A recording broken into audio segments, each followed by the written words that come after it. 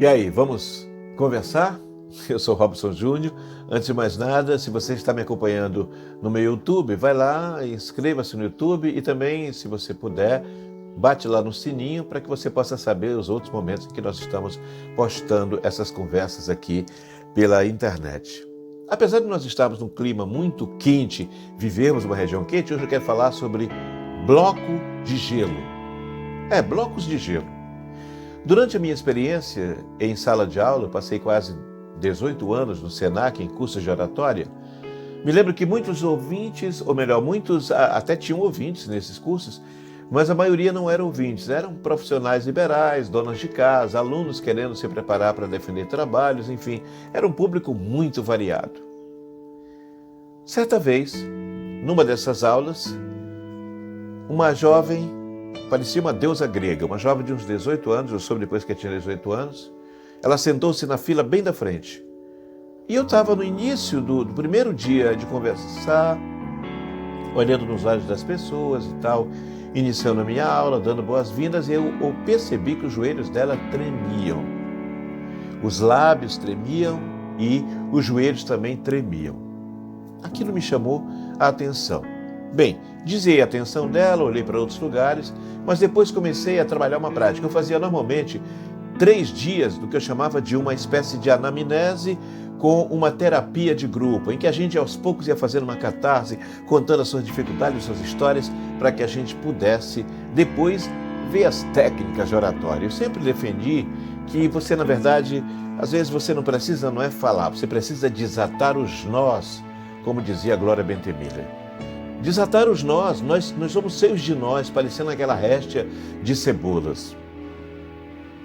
E o que eu fiz no Senac ao longo desses anos, até contrariando a própria didática dos livros que o Senac me oferecia para colocar na pauta, confesso isso, é que eu via, na verdade, à minha frente pessoas que tinham nós e eu ia tentando desatar os nós. E ali na minha frente estava uma garota com os nós até a garganta, toda travada, com os joelhos. Então eu costumava chamar o pessoal para frente para começar a falar, começar a fazer pergunta, uma entrevista e tal. E ela veio para frente. Quando ela veio para frente, tremeram mais ainda. A bela jovem tremia. Aí eu brinquei com ela, falei, olha, 2 voluntários aqui na frente. Pedi para que os 2 viessem e segurassem ela dos lados. E aí comecei a fazer perguntas. E aí, como é que é seu nome? Eu não me recordo agora o nome dela. Aí ela falou o nome, disse que tinha 18 anos e tal. Como é que é a vida? Você tem pai, tem mãe? Ela falou, não tenho mais mãe. Tenho madrasta. Ou tive madrasta. Ah, você teve? Tive.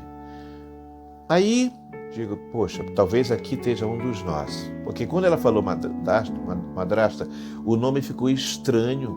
O rosto dela se fechou. E o rosto fala, o corpo da gente fala.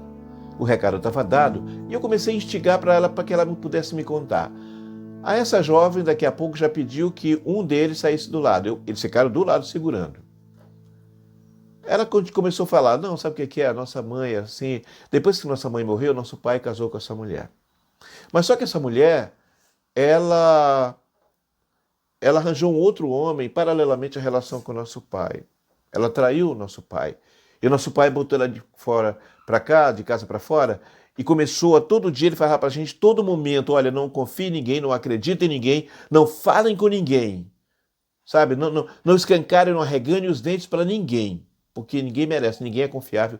E começou a fazer uma espécie de lavagem cerebral no homem, tinha um jovem, né, com o irmão, e ela, e essa garota. E ela foi alimentando aquilo. Aí ela pediu para o outro jovem sair. Gente, ela começou a falar, ela já estava lá pelos 30 minutos, começou a falar. Aí ela saiu do lugar onde ela estava com os joelhos tremendo, os joelhos já não tremiam. A catarse estava feita, aquilo tudo guardado dentro dela e aqueles nós foram desatando e ela começou a falar, começou a dizer, porque ela começou a mexer os braços, as mãos, eu digo, meu Deus, e todo mundo, e eu tinha essa gravação, perdi depois, eu gravei isso. E todos olhavam para ela e olhavam para mim e falei, nossa, deixa ela falar. Essa jovem levou 45 minutos falando.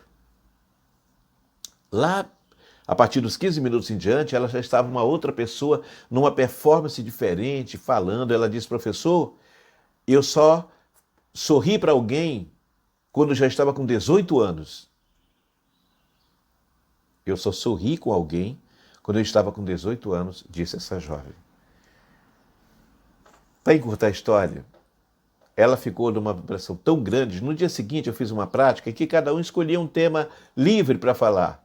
No dia seguinte, essa jovem me chegou com 3 temas para falar. Estava tudo dentro dela. E eu estou dizendo isso porque você que está me ouvindo talvez esteja vivendo isso. Você tem tanto potencial, mas está tudo guardado, como se você estivesse num bloco de gelo.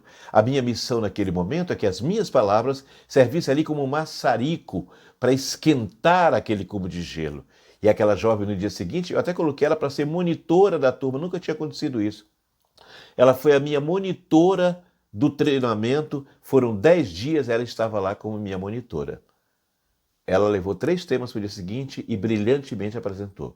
A última vez que a vi foi na Rua Grande, estava caminhando pela Rua Grande e uma pessoa falando com voz alta, professor, professor, professor.